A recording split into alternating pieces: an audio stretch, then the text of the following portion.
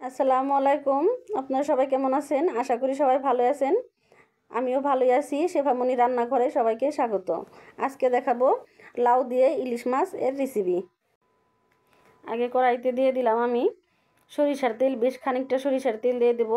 ইলিশ মাছের রান্নাটা কিন্তু সরিষার তেলে খুবই ভালো লাগে খেতে।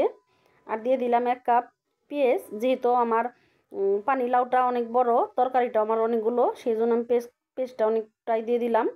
এখন আমি একটু ভেজে নেব। ভেজে নিয়ে আধা কাপ একটু দিয়ে দিলাম তিনটের মতো কাঁচামরিচ। এখন আমি পুরোটা দেবো না, তরকারিটা একটু হয়ে গেলে তখন দেবো। এখন আমি শুধু মশলাটা ঝাল হওয়ার জন্য দিয়ে দিলাম। আর দিয়ে দিলাম আধা কাপ গরম পানি, 1 চামচ আদা বাটা, 1 চামচ সজের ফাঁকি, 1 চামচ ভর্তি করে হলুদ গুঁড়ো। আর আমার আদা বাটাটা কিন্তু আজকে এতটুকুই। কিসের জন্য ইলিশ মাছে আদা বাটা বেশি ভালো লাগে না, 1 চামচ ভর্তি করে দিয়ে দিলাম আপনার মরিচ গুঁড়োটা দিলে কালারটা সুন্দর আসে তরকারির। পরিমাণ মতো লবণ। আমার যেহেতু ইলিশ মাছটা আমি লবণ দিয়ে মেখে রেখেছি, আবার একটু গরম পানি দিয়ে সুন্দর করে নেড়ে কষিয়ে নেব। কষিয়ে নিয়ে আমি মাছগুলা দিয়ে দেব। মাছগুলা কষায় রান্না করে আপনি খেয়ে দেখেন কতটা ভালো লাগে, কতটা মজা লাগে।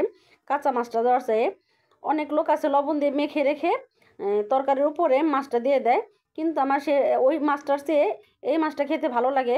কষিয়ে উঠিয়ে রেখে তারপর সবজি আবার কষিয়ে উপর দিয়ে দিই। এখন আমার মাছটা কিন্তু কষানো হয়ে গেছে। আমি একটু নেড়ে চেড়ে আর একটু কষাবো যাতে ভেঙে না যায়। আস্তে আস্তে নেড়ে তারপর আমি সবগুলো মাছই মশলা থেকে উঠিয়ে নেব। উঠিয়ে ওই মশলাটার মধ্যে আমি পানি কদুটা আমার কষিয়ে নেব। এখন আমি পুরো মাছটাই তুলে নেব যাতে না ভেঙে যায়। কাজটা খুবই আস্তে করতে হবে, আলতো হাতে। মাছ ভাঙলে কিন্তু তরকারি খেতে ভালো লাগবে না। এখন আমি সবগুলো লাউ দিয়ে দেব মশলার মধ্যে, দিয়ে খুব সুন্দর করে আমি নেড়ে মিশিয়ে নেব। মিশিয়ে যাতে আমার খুব সুন্দর করে কষানো হয়ে যায়, খুব সুন্দর করে আমি নেড়ে চেড়ে কষিয়ে নেব। এখন আমার কোনো এখানে পানি আর দেবো না, যেহেতু লাউয়ের মধ্যে পানি উঠে এই মশলাটার মধ্যে আমার লাউটা খুব সুন্দর করে কষানো হয়ে যাবে। আমি ঢেকে খুব সুন্দর করে লাউটা কষিয়ে নেব। এখন কষিয়ে নিয়ে আমি কিছুক্ষণ পর ফিরে আসলাম। দেখেন আমার লাউটা খুব সুন্দরভাবে কষানো হয়ে গেছে। মাঝে কিন্তু আমি কয়েকবার নেড়ে দিয়েছি। আর দিয়ে দেবো এখন গরম পানি দিয়ে দিলে খুব সুন্দর হয়, তরকারিটা খেতে ভালো লাগে। আর পানিটা আপনার যার যা নিজের চয়েস। যেহেতু আমার লাউটা সেদ্ধ হয়ে গেছে, এখানে আপনি কেমন ঝোল রাখবেন সেইটা বুঝে আপনি ঝোলটা দিতে পারেন। কেউ একটু বেশি খায়, কেউ একটু কম খায়, সেই অনুমান করে আপনি ঝোলটা দিবেন। আমার যতটুকু পরিমাণ আমি ততটুকুই দিলাম, যেহেতু আমার লাউটা সেদ্ধ। আমি ভালো করে কষিয়ে নিয়েছি। আবার একটু ঢেকে দিয়ে উঠিয়ে আবার দেখব কেমন হলো। দেখেন আমার ঝোলটা এতটা আছে। আবার আরেকটু আমি করে নেব, ঝোলটা শুকিয়ে নেব। তারপর আমি মাছগুলো দিয়ে দিব। আগে আমি আমার মাছে কিন্তু ডিম হয়েছে, আমি ডিমগুলো দিয়ে দিলাম এক সাইড করে। আগে আমি ডিমগুলো কষাই নি, কেন নাড়াচাড়া ভেঙে যেতে পারে। আর ইলিশ মাছের ডিম কিন্তু একটু সেদ্ধ হলেই খাওয়া যায়, সেই জন্য আমি এখন দিলাম। আর মাছগুলো এখন উপর দিয়ে আমি দিয়ে দিব। দিয়ে সবগুলা মাছ আমি এখন উপর দিয়ে তারপর খুব সুন্দর করে একটু হালকা করে নেড়ে দিয়ে আমি ঢেকে দেব। আমি প্রত্যেকটা মাছই আমি সম্পূর্ণ পুরোটা দিয়ে দিব পরে। আমি কিন্তু শুধু টুকরাগুলি নিয়েছি আর একটা মাথা নিয়েছি। একটা মাথা, আমার মাছ ছিল 2টা, কিন্তু আমি কিছুটা মাছ আর মাথাটা নিয়েছি, আর লেজ আর মাথা আরেকটা এইগুলো নেই 2টা মাথা নিছি আর কিছুটা টুকরা নিছি। উপর দিয়ে এখন দিয়ে দেবো কিছুটা কাঁচামরিচ। এই সময়টা কাঁচামরিচটা দিলে ওই তরকারিটার অন্যরকম একটা সেন্ট পাওয়া যায়, খেতেও ভালো লাগে। কিছুটা সসপাতা আমি দিয়ে দিলাম, নতুন সসপাতা যেহেতু খেতে ভালো লাগবে। আর কেউ দেয় ইলিশ মাছে, কেউ দেয় না। আমিও আগে দিতাম না, আমিও শিখছি আমার মামাতো বোনের কাছে। এখন দিয়ে দেখি ভালোই লাগে খেতে, সেই জন্য দিই।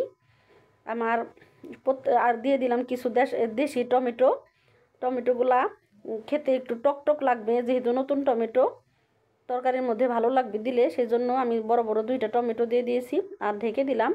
আমার তরকারিটা কিন্তু হয়ে গেছে। একটু নেড়ে চেড়ে দেখে নেব, আর একটু লবণটাও দেখব। লবণটা দেখে তারপর আমি নামিয়ে ফেলবো। দেখে নিই আমি লবণটা হয়েছে কিনা। আর তরকারির মধ্যে কিন্তু লবণটা না হলে, আমি দেখছি লবণটা একটু লাগবে, সেই জন্য আমি লবণটা দিয়ে দিলাম। আমার অনেকটাই তরকারি, সেই জন্য লবণটা আমার আবার দিতে হইল। আগে একটু কম হয়েছিল লবণটা, সেই জন্য আমি একটু লবণটা দিয়ে এখন নেড়ে চেড়ে খুব সুন্দর করে মিশিয়ে নেব। লবণটা মিশিয়ে তারপর আমি ঢেকে দেব। আমার তরকারিটা রান্না কিন্তু শেষ পর্যায়ে। তারপর আমি ঢেকে দিয়ে আমি পরিবেশনে আপনাদের দেখাবো আমার তরকারিটা কেমন হয়েছে। দেখেন আমার তরকারিটা অলমোস্ট ডান। কতটা সুন্দর হয়েছে, দেখতেও যেমন সুন্দর, খেতেও তেমন মজাদার হয়েছে। অবশ্যই বাসায় এভাবে রান্না করে খেয়ে দেখবেন, খুবই খেতে ভালো লাগে। আর যেহেতু আমি ইলিশ মাছটা কষিয়ে নিছি, কষিয়ে নিলে কিন্তু এমনিতেও তরকারিটা অনেকটাই সুস্বাদু হয়। আর আপনার লাউটা কিন্তু খুবই ভালো ছিল। সবচেয়ে আসল যে এটা লাউটা ভালো হতে হবে। লাউটা আমার একেবারে কচি ছিল, আর তরকারিটা খেতে লাউটা খুবই মিষ্টি মিষ্টি লাগছে। আর আমার তরকারিটা দেখতেই পারতেছেন কতটা সুন্দর হয়েছে, খেতেও ভালো লাগবে। এইভাবে অবশ্যই বাসায় একবার হলো রান্না করে খেয়ে দেখবেন, খুবই ভালো লাগবে। দেখেন আমার তরকারির কালারটা। এইভাবে করে বাসায় খেলে একজনও কিন্তু রান্না করে খেলে কিন্তু একজনও বলবেন আপনার তরকারিটা ভালো হয়নি, খুবই মজাদার হবে। আমার রেসিপিটা যদি একটু আপনাদের ভালো লেগে থাকে অবশ্যই লাইক এবং সাবস্ক্রাইব করে দেবেন। আজকের মতো আল্লাহ হাফেজ।